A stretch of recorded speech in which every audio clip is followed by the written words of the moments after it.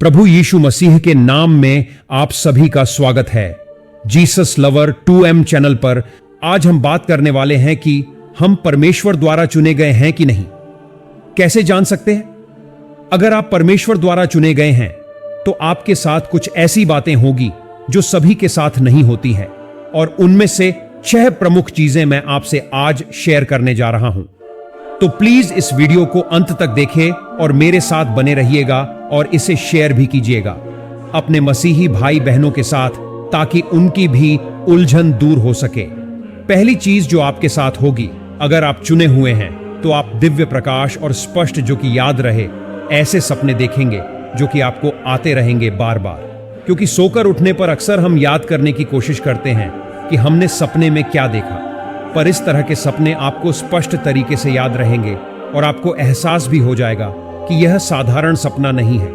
कुछ तो है जो मेरे जीवन से जुड़ा है और यह सपना मुझे कुछ बताना चाहता है।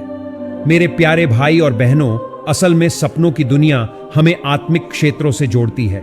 सपनों के द्वारा दुष्ट आत्माएं भी संपर्क करते हैं और सपनों के द्वारा परमेश्वर भी हमसे बात करते हैं, अपनी योजनाएं हमें रिवील करते हैं। बाइबल में इसके कई उदाहरण हैं। यूसुफ, दानियाल, याकूब और प्रभु यीशु मसीह के माता मरियम के पति यूसुफ को भी तो कुछ खास सपने बार बार आया था।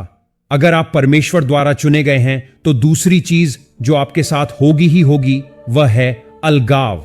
हां मेरे प्यारे भाई और बहनों, अगर आप परमेश्वर द्वारा चुने गए हैं परमेश्वर के कार्यों को करने के लिए, तो आपको अलगाव से गुजरना ही पड़ेगा।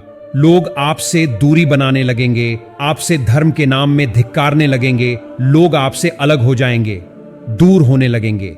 वह आपके नाते रिश्तेदार, दोस्त, कोई भी हो सकते हैं। असल में यह समय वह समय होता है जब आप परमेश्वर के करीब जा सकें, परमेश्वर को सुन सके, उससे अपना रिश्ता मजबूत कर सके। आप अकेले पढ़ते हैं तभी परमेश्वर को पुकारते हैं और उसके साथ और उसकी उपस्थिति में जीना सीखते हैं।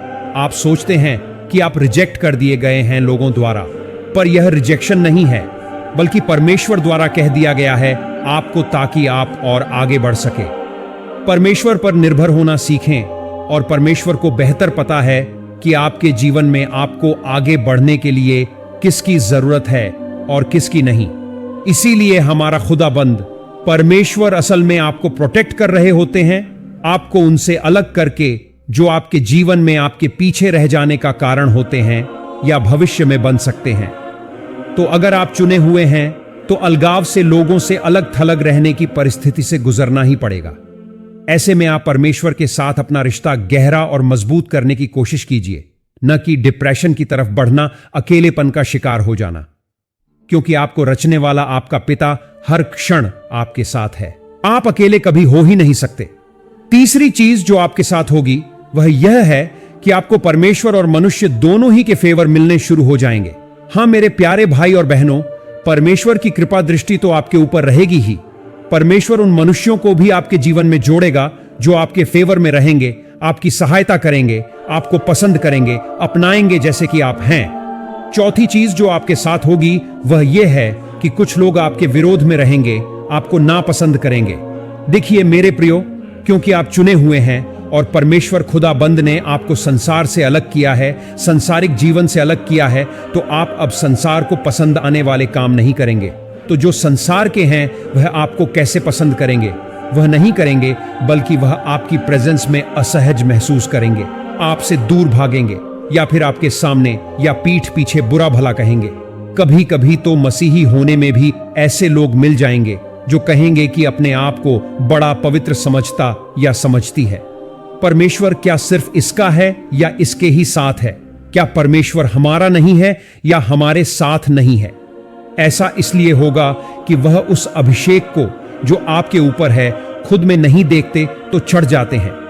पर ऐसा भी हो सकता है कि आप में ही सचमुच में गलतियां हो, या आप खुद को कोसने वाले, नापसंद करने वाले व्यक्ति हो। जो कुछ परमेश्वर ने आप में रखा हो उसे न समझते हुए अपनी ही निंदा करने वाले हो, तो आपको हर कोई आपके प्रति गलत ही लगेगा।